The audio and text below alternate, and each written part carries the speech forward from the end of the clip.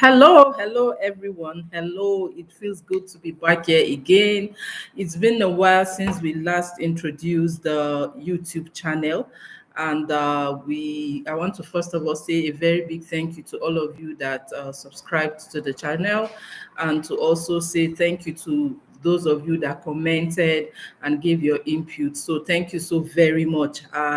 We've had over, for a very start of the video, we had over 100 views, and then we had over 36 subscribers. So please, as you watch the second video, don't forget to subscribe, and also don't forget to share the video with your friends and family, and just get people to be part of this beautiful thing that is happening.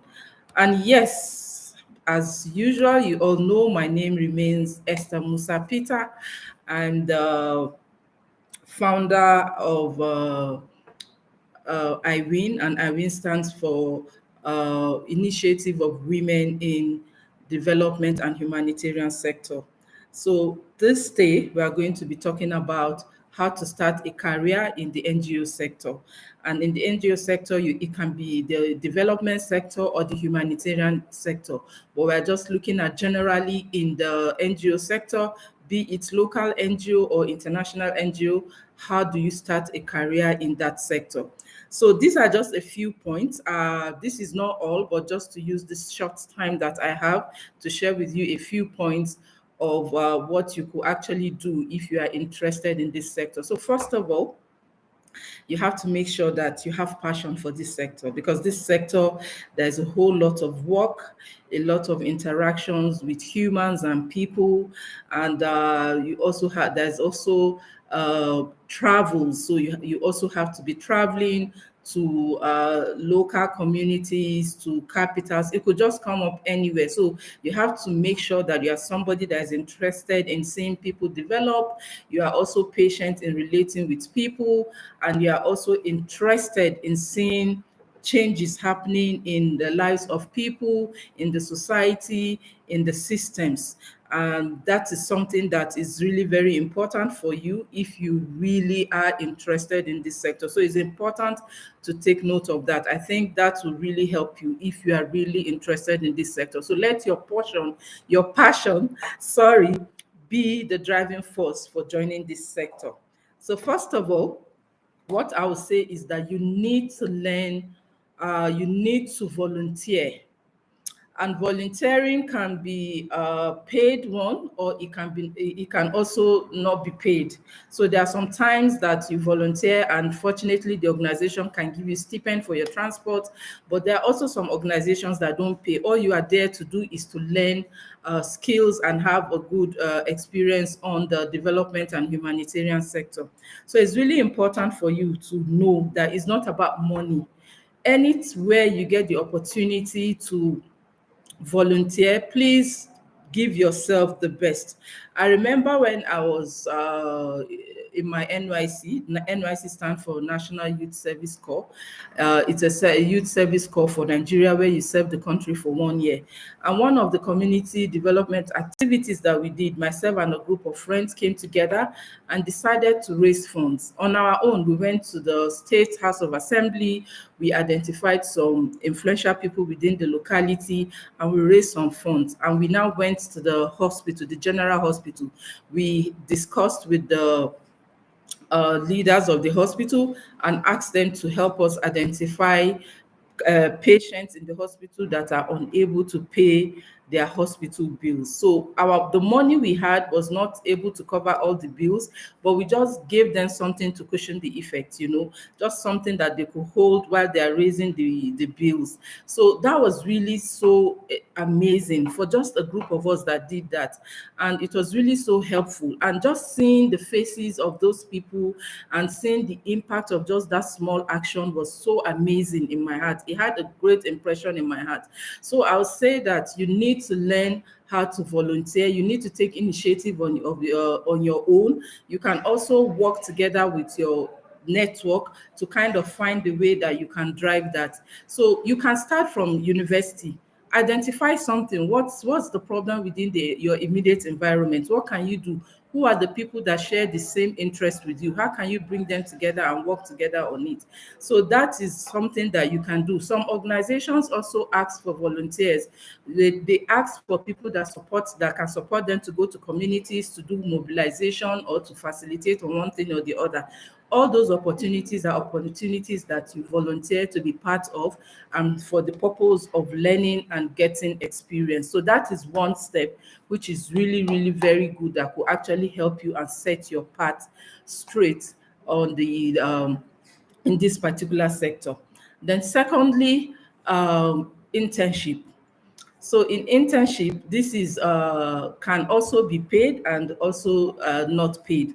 So some organizations get interns and they pay them stipend for their transportation, but some organizations again, they don't pay anything. So whatever the case is, just accept it if you have that opportunity. And some organizations actually advertise for internship, and some you just have to reach out to them and say that you are available, you want to be an intern, because that period of internship ideally is a period of not more than a year. So it's a period for you to learn. So for those of you that are in school, like in universities or polytechnics that are interested, during your holiday, you can use that opportunity for internship. Or when you finish school, while you are waiting for the next step, that in between gap, you can also use that opportunity for your internship. So internship actually helps you to mold which area are you interested in when it comes to the development and humanitarian sector. Are you interested in programs? Are you interested in M&E, that is monitoring, evaluation, and learning? Are you interested in the operations sector, the operations unit, or in the finance unit? So having that opportunity to be an intern actually gives you opportunity to see how the entire office works, and that kind of builds your mind to actually identify which area will you fit most and which area interests you more. So this is really very, very important. And I usually tell new people that are interested in this sector, once you have that opportunity of internship, maximize it. That is the opportunity you have to learn additional skills, report writing skills, facilitation skills, community mobilization skills, even proposal writing skills. So public speaking skills, this is a very amazing opportunity for you to build personal skills as it relates to this sector. So don't use your volunteer or internship period for just playing around, meeting people, having fun.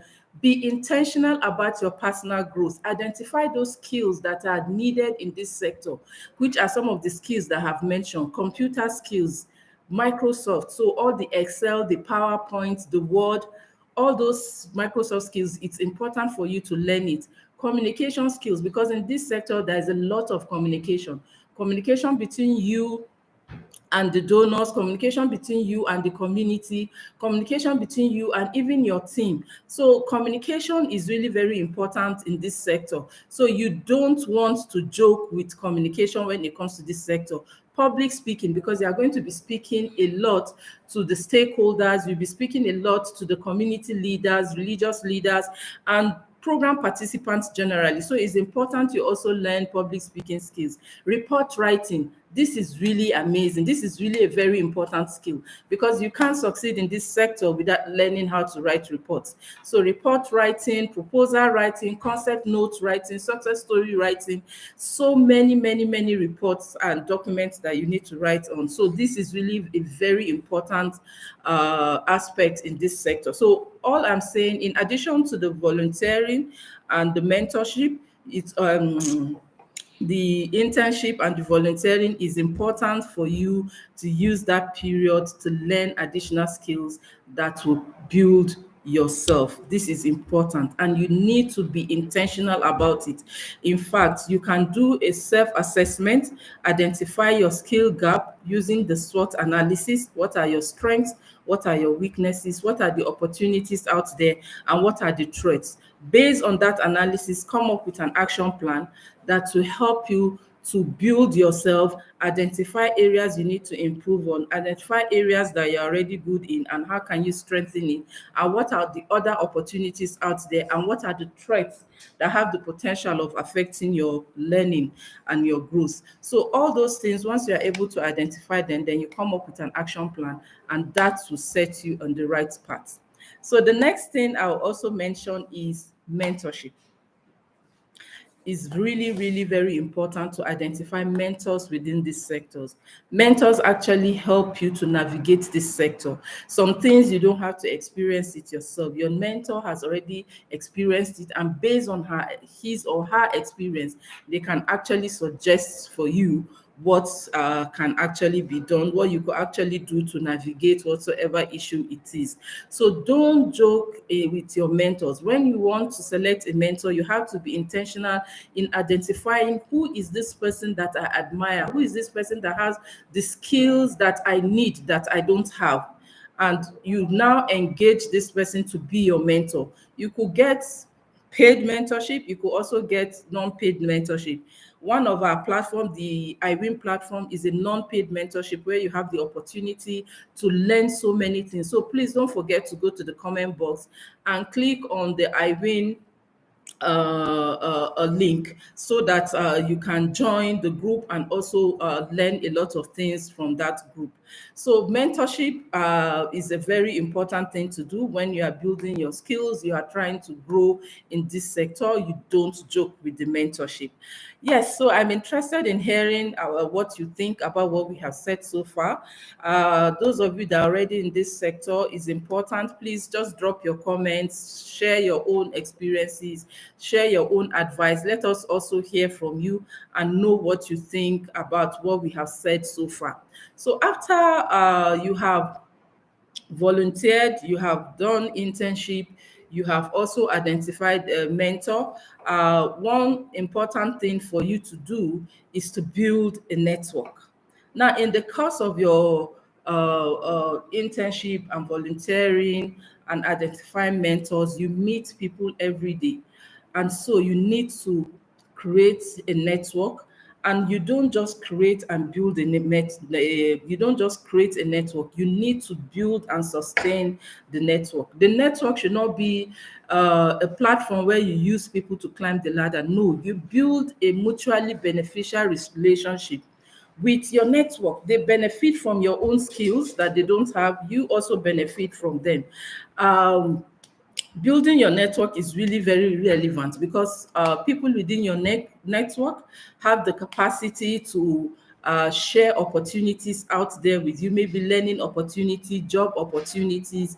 It could just be anything. So please don't undermine building and sustaining your network. So I just said building and creating a network is not just collecting people's cards, but how do you use that network to build yourself and to grow? So you need to ensure that when you are building a network, you are clear about what is your purpose and what value can you add to that networking relationship, and what are you also expecting out of that networking relationship. That will really, really be beneficial. One thing I really want to stress in this is that when you are creating a network, you don't just create network, but you have to be intentional in building and sustaining the network. This is a topic for another day. We might have time to talk about how to build a mutually beneficial network. But for now, it's important for you to know that as you are growing over time, gaining all the necessary experience, be intentional in also creating, building, and sustaining a network of people that will be mutually beneficial. So lastly, I don't want to take too much of our time. Something that I also mentioned is that as you are gaining all these different experiences, make sure that you are articulating it in your CV. The experiences you are getting, what are those things that you have done, what have you contributed to the success of the organization where you volunteered, or where you did your internship. This is really going to help in building your CV. So sometimes you find that some people ready to look for a job, but they don't really have any content in their CV. So I say that it's really a great opportunity when you volunteer, when you do internship, and you intentionally build your skills. Those are the information that you actually need and that will inform the things that should be in your CV. So let me know what you think about what we have said. And also, if you have any topic you want us to talk about in this channel, let me know. But I'm always here. Please don't just view this channel. Make sure that you subscribe. You also watch the video, make your comments, and share it to friends and family, and ask them to also share it to their friends and family. That way, we get all of this out there, and we get people to benefit from what we are going to be sharing time to time in this channel. So my name still remains Esther Musa Peter.